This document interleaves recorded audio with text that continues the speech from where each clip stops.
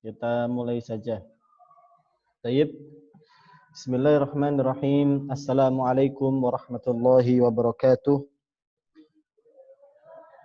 Innal hamdalillah nahmaduhu wa nasta'inuhu wa nastaghfiruhu wa nastahdihi wa na'udzu billahi min syururi anfusina wa min sayyiati a'malina. May yahdihillahu fala mudhillalah wa may yudlilhu fala hadiyalah. Asyhadu an la ilaha illallah wahdahu la syarikalah wa asyhadu anna Muhammadan abduhu wa rasuluhu la nabiyya wa la rasula ba'dah. Subhanaka la ilma lana illa ma 'allamtana innaka antal alimul hakim. Allahumma anfa'na bima 'allamtana wa 'allimna ma yanfa'una warzuqna 'ilman yanfa'una. Allahumma la sahla illa ma ja'altahu sahla wa anta taj'alul hazana idza syi'ta sahla waj'alhu lana ya rabbana kulla syai'in sahlan muyassaran. Allahumma inna na'udzubika min 'ilmin la yanfa' wa min nafsin la tashba' wa min qalbin la yakhsha' wa min da'watin la yustajabu laha. Rabbi shrah li sadri wa yassir li amri wahlul 'uqdatam min lisani yafqahu qawli. Amin ya rabbal alamin. Rekan-rekan semua yang dirahmati Allah, alhamdulillah pada malam hari ini kita telah sampai di bab kelima, dan bab ini adalah bab yang akan menerangkan al-af'al allati tushtaratu hadhihi at-taharatu fi fi'liha, yaitu apa-apa saja ibadah yang dengannya ibadah itu atau taharah itu menjadi syarat baginya. Jadi ibadah apa sajakah yang merupakan taharah itu menjadi syarat bagi sahnya ibadah tersebut. Baik.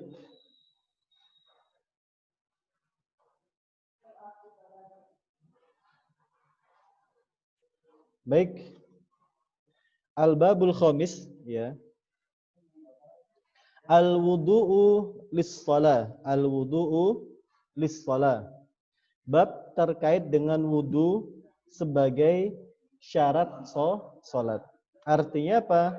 Syarat di sini adalah bahwasanya salat tidak akan sah atau tidak akan bisa dilaksanakan tanpa adanya wudu. Ya, la salata bi ghairi wudu'in, atau la yaqbalullahu salatan bi ghairi tahur. Tayyib. Al-wudu'u lis-shalah. Wudu untuk melaksanakan salat. Wal aslu fi hadzal babi qauluhu ta'ala ya ayyuhalladzina amanu idza qumtum ilas shalah. Jadi dalil bagi bab ini adalah firman Allah Subhanahu wa taala, ya ayyuhalladzina amanu, wahai orang-orang yang beriman, jika kalian hendak salat maka berwudulah ya. Maka basuhlah wajah kalian, kemudian tangan sampai siku-siku, kemudian sebagian kepala kalian, kemudian basuhlah kaki-kaki kalian. Nah, dan juga hadis dari Rasulullah sallallahu alaihi wasallam, la yaqbalullahu salatan bighairi tahurin wala sadaqatan min ghulul.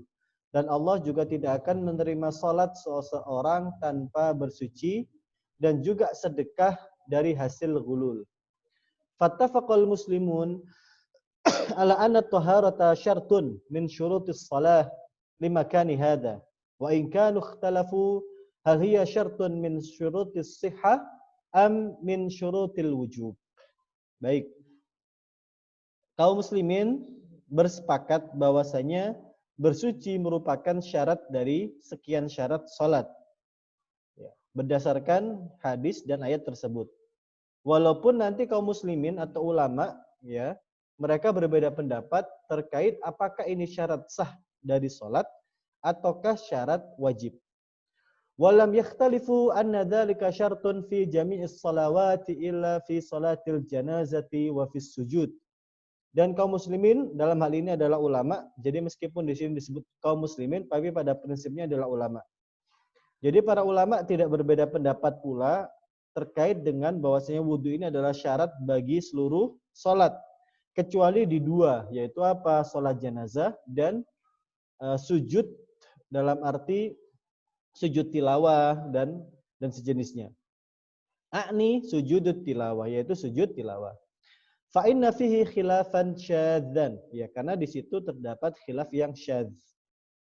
Wasababu fi dzalika ihtimalul 'aridu fi intilaq ismi shalah 'ala as-salati 'ala al-janaizi wa 'ala sujud. Faman dhahaba ila anna isma as-salati yantaliqu 'ala salatil janaiz wa 'ala as-sujudi nafsihi wa humul jumhur. Ishtarata hadhihi at-taharatu fihima. Nah, sebab kenapa sholat jenazah dan sujud tilawah itu tidak dimasukkan sebagai syarat atau bahwasanya wudhu itu menjadi syarat baginya, ya itu karena nanti ada khilaf ya seputar makna sholat itu sendiri.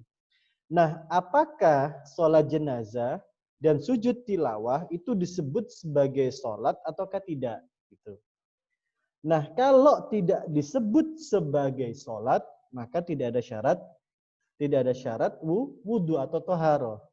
Nah, sebaliknya, kalau sholat jenazah dan sujud tilawah itu dinamakan bagian dari sholat atau salah satu jenis sholat, maka otomatis wudhu atau toharoh itu menjadi syarat baginya.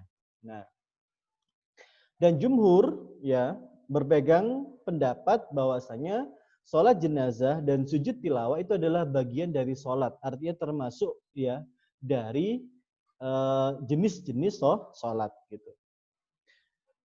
Nah, waman zahaba, adapun sebaliknya, barang siapa yang memandang ila annahu la yantaliqu alaihima id kanat salatul janaiz laisa fiha ruku' wala sujud wa kana sujudu aidan laisa fihi qiyam wala ruku' lam yashtaritu hadhihi taharatu fihima.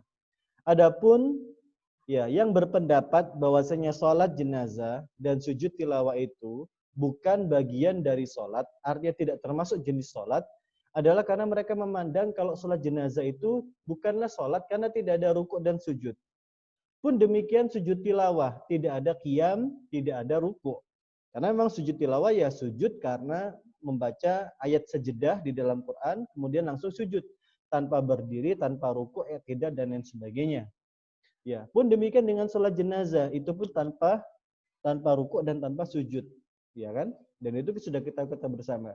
Nah, dengan catatan inilah ya maka selain jumhur ya ulama-ulama selain jumhur berpendapat bahwasanya tidak perlu wudu dalam melaksanakan sholat jenazah atau sujud tilawah atau tanpa bersuci sekalipun diperbolehkan. Wa yata'allaqu bihadzal bab ma'a hadhil mas'alati arba' masail. Nah, di dalam bab ini akan terdapat 4 masalah atau 4 subbab. Al-mas'alatul ula al-wudu'u limashil mushaf. Ya wudu bagi yang memegang mushaf. Yang kedua adalah fi wudu'il junub. Ya, wudu saat junub. Ya. Kemudian yang ketiga adalah al-wudu' lit tawaf. Apakah wudu syarat untuk tawaf? Yang terakhir, al-wudu' lil qiraati wa dzikr. Apakah harus wudu ketika membaca Quran dan zikir? 6. Baik, bismillah, kita akan bahas satu persatu. Yang pertama adalah al-wudu' limasil mushaf. 6. Hal hadhihi taharatu syartun fi masil mushafi amla? Apakah bersuci dalam hal ini adalah wudu merupakan syarat untuk memegang mushaf ataukah tidak? Fadhahaba Malikun wa Abu Hanifah wa Syafi'i ila annaha syartun fi mashil mushaf. Malikiyah, Abu Hanifah dan Syafi'iyah berpendapat wudu itu adalah syarat ya bagi memegang mushaf. Jadi siapapun yang hendak memegang mushaf tanpa membaca itu juga harus dalam keadaan suci.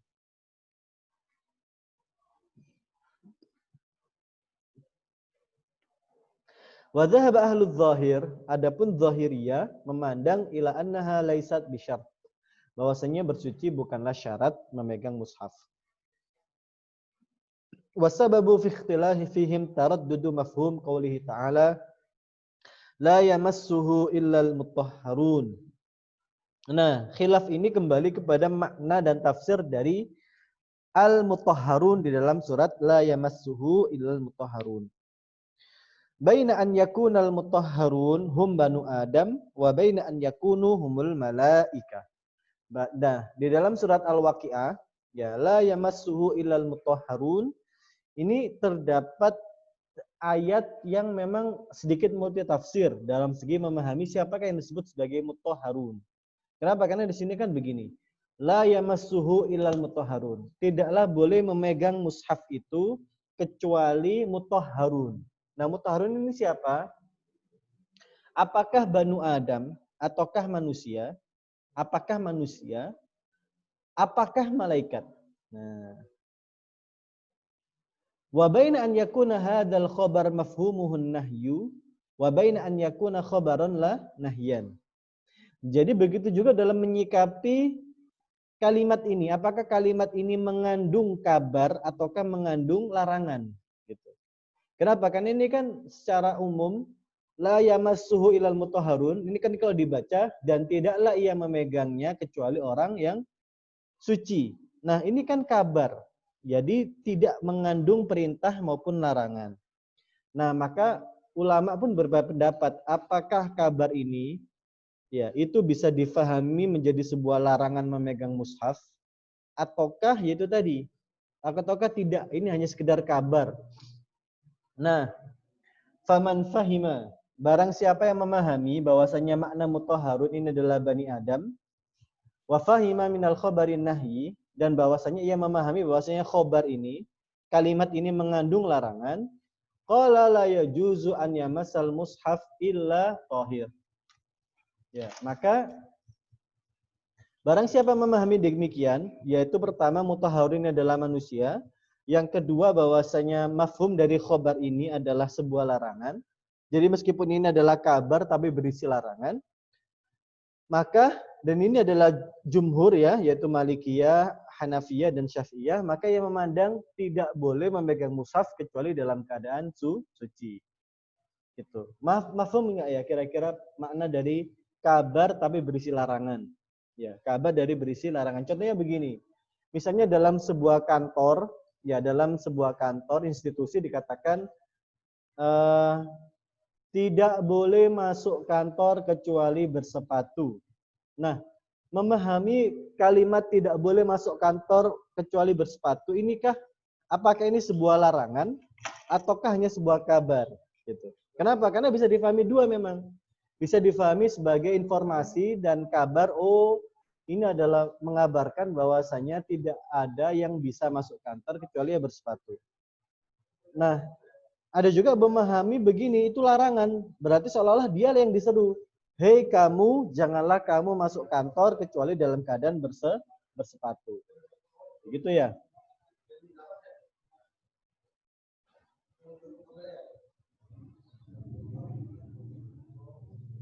Nah, wa man fahima min lafdil mutahharun al malaika qala innahu laysa fil ayati dalil ala ishtirati hadhihi tahara fi masil mushaf. Adapun yang memahami sebaliknya bahwasanya mutahharun di sini itu adalah malaikat, tentu yang memahami tidak. Ini adalah kabar bahwasanya malaikat itu ya, bahwasanya mushaf itu tidaklah dipegang kecuali oleh para malaikat. Jadi kenapa? Karena memang ini konteksnya itu memang berbicara di Lauhul Mahfudz ya. Jadi konteksnya itu berbicara di kehidupan sebelum dunia. Ya, yaitu konteks alam ukhrawi, ya alam akhirat. Ini sebuah kabar sehingga apa? Ulama pun memandang kayaknya ini terkait apa namanya? Terkait dengan informasi seputar urusan langit gitu ya. Sehingga akhirnya memandang ini bukan, jadi kaum muslimin tidak masuk ke dalam urusan ini gitu.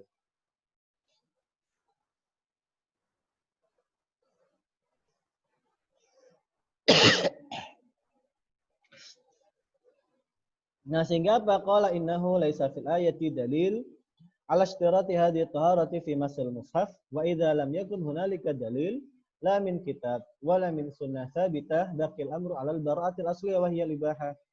Nah, ketika tidak ada larangan yang jelas dari Quran maupun sunnah, maka hukum asalnya adalah kembali ke mubah gitu. Jadi boleh gitu. Nah, adapun jumhur mengatakan tidak. Makna dari ayat tersebut itu lebih condong kepada manusia, ya, bukan malaikat. Plus jumhur punya dalil lain, yaitu apa? Hadis dari Amr bin Hazm. Anna Nabiya sallallahu alaihi wasallam katab la yamassul Qur'an illa tahir. Ya, tidak boleh memegang Quran kecuali dalam keadaan suci.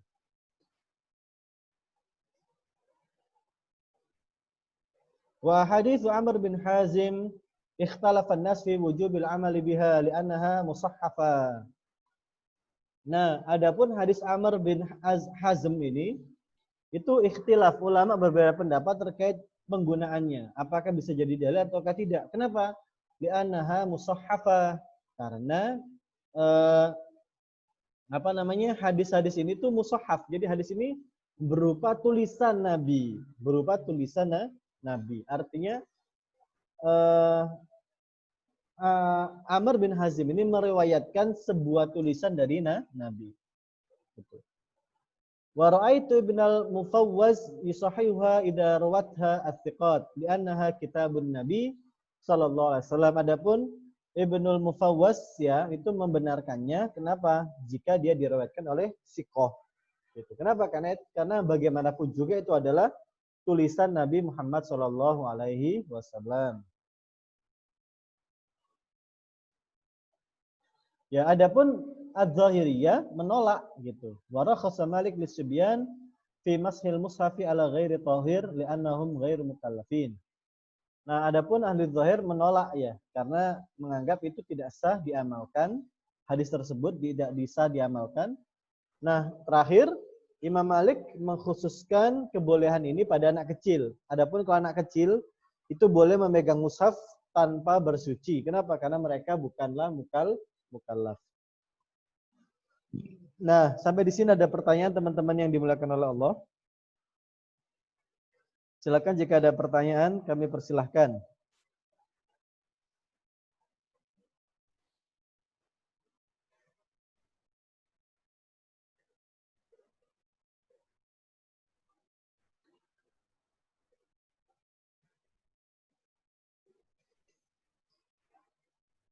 Jadi pada prinsipnya ada dua pendapat besar ya, yaitu jumhur, yaitu Syafi'iyah, Malikiyah, dan Hanafiyah memandang tidak boleh memegang mushaf kecuali dalam keadaan berwudu. Dalilnya tadi. Sebetulnya dalilnya sama gitu. Dalilnya sama. Cuma dipandang, ditafsirkan berbeda. Adapun kalangan Zahiriyah memandang tidak. Kenapa? Karena yang dimaksud dalam dalil itu adalah para malaikat. Dan itu hanyalah sebuah kabar, bukan kabar yang bermakna perintah larangan ya. Tapi hanya sebuah kabar yang ya kabar dari langit lah, bahwasanya malaikat itu tidak memegang itu kecuali dalam keadaan suci, atau malaikat sucilah yang memegang mushaf tersebut.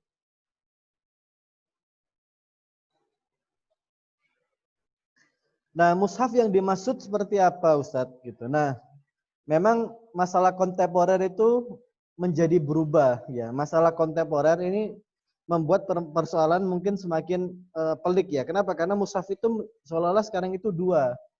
Ada mushaf saja, ada mushaf terjemah gitu ya. Mushaf saja dan mushaf terjemah.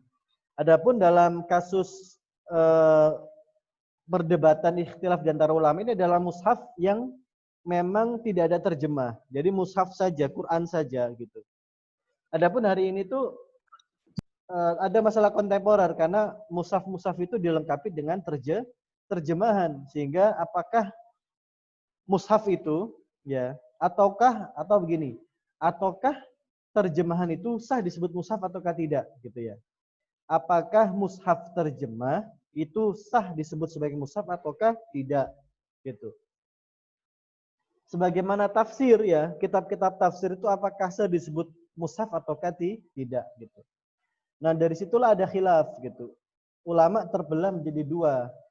Karena ulama mengkiaskan kitab tafsir itu bukanlah mushaf, maka mereka mengatakan Quran terjemah itu bukanlah mushaf gitu. Kenapa? Karena konten tafsir dan konten terjemah itu aghlabiyah, itu seolah-olah lebih banyak ya. Jadi ibarat perbandingan, lebih banyak tafsir dan terjemah daripada mushaf itu sendiri. Contohnya begini, ada kitab tafsir itu bisa jadi lebih dari separuh isinya itu bercerita tentang tafsir itu sendiri. Mushafnya hanya sedikit, ayatnya juga sedikit yang terbahas gitu. Nah, ataukah yang kedua, ada ulama yang mengatakan tidak. Ya, bagaimanapun juga meskipun itu terjemah atau tafsir itu juga mushaf. Kenapa? Karena al-ibrahnya itu adalah keberadaan ayat itu sendiri. Jadi masalahnya itu adalah ayat itu sendiri gitu. Nah, bahkan dibawa ke arah begini. Kalau Quran terjemah itu bukanlah mushaf, berarti boleh diinjak. Sebagaimana mungkin buku. Ya, kita lihat ada buku misalnya kan, tidak ada ayat di dalamnya, apakah boleh diinjak? Boleh misalnya gitu. Meskipun itu tidak beradab ya, tapi sah gitu ya. Sebagaimana ada sebuah tulisan tidak sengaja terinjak. Nah, namun bagaimana jika itu Quran terjemah, mushaf terjemah? Apakah mereka tega? Ya, apakah mereka berani menginjak Quran terjemah ataukah tafsir? Tentu tidak gitu loh. Maka bisa dikatakan ulama khilaf gitu. Ulama khilaf terkait dengan apakah Quran terjemah itu disebut mushaf ataukah tidak gitu. Yang paling aman ya menurut saya, yang paling aman menurut saya adalah memang kita harus membedakan. Ada semacam kaidah umumul balwa. Kaidah umumul balwa itu begini, teman-teman yang fokus di hafalan, yang kehidupan sehari-harinya itu menghafal, atau memang ia sedang belajar di tempat tahfiz dan hafalan, atau kemudian anak-anak yang sedang belajar, itu masuk ke umumul balwa. Umumul balwa itu adalah hal-hal yang tidak bisa dihindari. Hal-hal yang tidak bisa dihindari itu apa? Interaksi dengan Quran itu kadang-kadang membuat Quran itu mungkin ya tidak diperlakukan sebagaimana mestinya gitu. Kadang-kadang itu begitu. Tidak sengaja terjatuh atau tidak sengaja terinjak atau tidak sengaja lepas dari tangan atau tidak sengaja tertidurin gitu. Tapi posisinya adalah ia sedang memuliakan Quran karena sedang berusaha menghafal atau mentafsirkannya. Nah, berbeda dengan yang kedua yang memang ia tidak pernah membaca Quran, ia tidak pernah berinteraksi dengan Quran, maka Qurannya itu selalu dimuliakan. Dimuliakannya itu ada diletakkan di rak di atas ya, di atas rak buku, tidak pernah dibaca gitu. Memang Qurannya akhirnya termuliakan dalam arti tidak diinjak, tidak rusak atau tidak sobek atau tidak jatuh gitu ya. Tapi pada prinsipnya itu juga salah. Kenapa? Qurannya jadi mahjuro, Qurannya itu diasingkan. Nah, memang akhirnya ulama itu ada indikasi umumul balwa, ada indikasi menggunakan kaidah umumul balwa. Adapun jika hal tersebut tidak bisa dihindari, maka dipersilahkan. Gitu. Termasuk bagaimana jika membaca, gitu. Nanti ada khilaf ya di masalah yang keempat terkait dengan membaca. Bagaimana jika perempuan, misalnya ibu-ibu, ustadz-ustadzah, ya ngajar tahfiz, ya kemudian ketika ngajar otomatis harus baca, harus mentalkin, sedangkan posisi haid misalnya itu bagaimana?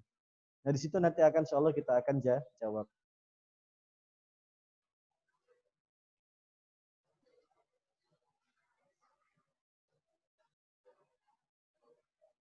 Ada pertanyaan lain Ustaz Sada? Kalau tidak ada kita lanjutkan. Baik. Masalah yang kedua. Fi wudu'il junub. Wudu ketika mandi junub. Ikhtalafan nasu fi ijabil wudu 'alal junub fi ahwal. Ulama, an-nas di sini tuh manusia, tapi maksudnya adalah ulama. Ulama berbeda pendapat terkait kewajiban berwudu saat mandi junub. Ya, di beberapa keadaan. Ahaduha yang pertama adalah idza arada an yanama wa huwa junub. Kalau ia hendak tidur dalam keadaan junub. Ya. Fadhahabal jumhur ila istihbabihi duna wujubih. Nah, maka jumhur mengatakan ia disunatkan untuk berwudu. Ya, tapi tidak wajib. Kenapa? Karena dia dalam keadaan junub. Wa dhahaba ahlu dzahir ila wujubihi li thubuti dzalika 'anin nabi sallallahu alaihi wasallam min hadits Umar. Adapun ahlu dzahir yaitu Zahiriyah mengatakan wajib berwudu berdasarkan dalil hadis dari Rasulullah dari Umar. annahu dzakara li Rasulillah sallallahu alaihi wasallam annahu tusibuhu janabah minal lail faqala lahu Rasulullah sallallahu alaihi wasallam tawaddo waghsil dzakaraka tsumma nam. Nah, kemudian di dalil itu Rasulullah berkata kepada Umar ketika Umar dalam keadaan berjunub ketika malam tiba. Jadi mau tidur, Umar dalam keadaan junub. Kata Rasul, ya sudah wudu saja, gak usah mandi, cuci kemaluanmu, kemudian tidur. Nah, yang menarik adalah kenapa kok tidak langsung mandi junub? Nah, karena memang kondisi malam itu luar biasa dinginnya, dinginnya sehingga memang ada iskal, ada kesulitan bagaimana seseorang itu ketika mau tidur dia harus mandi dan itu tentu bisa membuat badannya sakit ya atau dan lain sebagainya lah gitu. Gitu. Nah, dan memang kondisi di Arab itu berbeda. Siang hari bolehlah panas tapi di malam hari itu dingin banget. Dingin menusuk gitu. Nah,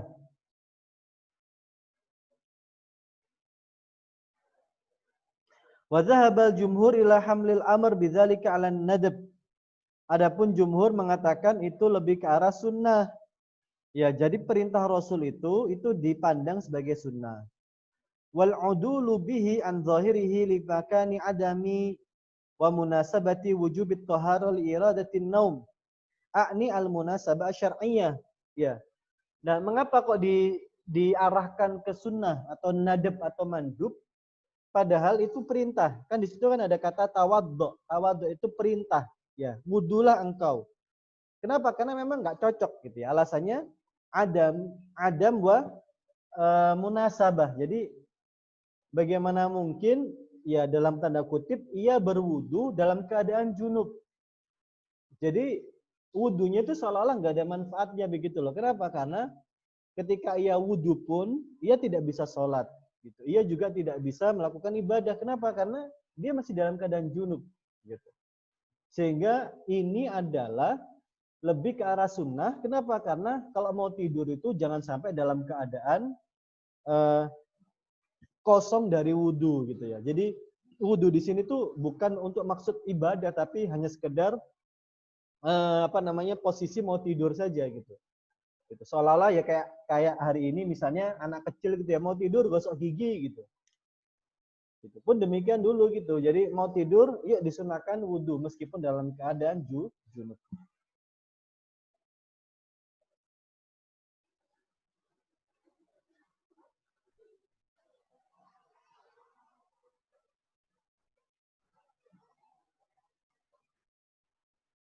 Nah, kemudian yang berikutnya adalah mereka pun berdalil, jumhur berdalil, apakah memang wudu itu harus untuk ibadah gitu? Apakah boleh wudu itu untuk kesunahan? Banyak kok dalilnya bahwasanya wudu itu hanya untuk kesunahan tanpa ada maksud ibadah. Contoh begini. Anna Rasulullah sallallahu alaihi wasallam kharaja minal khala fa utiya bi ta'am faqalu ala na'tiyaka bi tuhrin faqala usalli fa atawadda gitu. Wa fi ba'd riwayat faqila lahu ala tatawadda faqala ma aradtu salata fa atawadda. Artinya apa? Tidak harus kok gitu ketika aku mau sholat ya.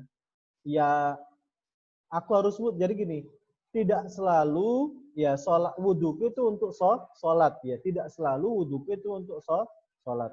Gitu.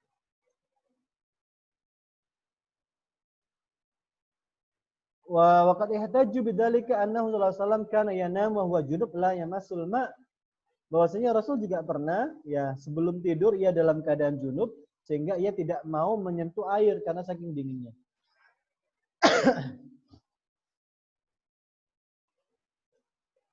Wa kadzalika ikhtalafu fi wujubil wudu' 'alal junub alladhi yuridu an ya'kul aw yashrab. Begitu juga ulama berbeda pendapat apakah harus berwudu dalam keadaan junub padahal dia sedang ingin makan atau minum. Wa 'alal ladzi yuridu an yu'awida ahlahu. Ya. Faqala jumhur fi hadza kullihi bi isqatil wujub li'adabi munasabati taharati hadhil asya'. وذلك أن الطهارة إنما فرضت في الشرع لأحوال التعظيم كالصلاة وأيضا فلمكان تعارض الآثار في ذلك يا أنه وذلك أنه روي عنه صلى الله عليه وسلم أنه أمر الجنوب idza arada an yu'awid ahlahu aw an yatawadda. Wa rawa annahu kana yujami' thumma yu'awid wa la yatawadda. Wa kadzalika rawi anhu man'ul akli wa syarbil jub hatta yatawadda. Wa rawa anhu ibahat dzalika. Jadi pada prinsipnya ini hanya seputar kesunahan saja gitu ya. Berwudu ya dalam keadaan junub itu memang tidak akan menjadikan junub itu suci. Jadi dia tetap dalam keadaan junub. Tapi memang sebagai bentuk kesunahan ya, seorang itu ketika ia, mohon maaf ya, junub itu kan saya bayangkan begini, junub itu kan dari berhubungan suami istri misalnya. Tentu yang namanya junub itu, mohon maaf ya, badan mungkin letih, capek, kemudian berkeringat, nggak nyaman ya. Badan kadang-kadang itu nggak nyaman dalam arti risih lah ya, risih gitu. Sehingga apa, mau mandi dingin gitu. Sehingga apa, lebih baik berwudu ya, kemudian apa, dalam tanda kutip dia membersihkan kemaluannya dulu ya, baru setelah itu bisa melakukan aktivitas lain, misalnya mau makan, mau minum, atau lanjut tidur gitu. Kenapa? Karena memang bisa dibayangkan ya, ketika kita dalam keadaan junub kemudian tidak tidur pasti nggak enak gitu ya. Badan merasa risih ya, mohon maaf ya, biasanya kalau junub itu kan mohon maaf ya, mani keluar gitu ya. Dan itu pasti, mohon maaf ya, kemaluan itu basah dan lain sebagainya, dan itu pasti nggak enak. Sehingga apa? Disarankan untuk berwudu, kemudian mencuci kemaluan, ya setelah itu baru tidur, ataukah lanjut makan, lanjut tidur, dan beraktivitas yang lain. Gitu. Nah, teman-teman yang dimuliakan oleh Allah, yang menarik adalah wudu di sini tuh hanyalah sebuah kesunahan. Karena pada prinsipnya itu tidak menjadikan kita sah sholat. Gitu. Kenapa? Karena masih dalam keadaan junub. Itu yang penting difahami di sini gitu ya. Nah, ada pertanyaan di sini teman-teman yang dimuliakan oleh Allah.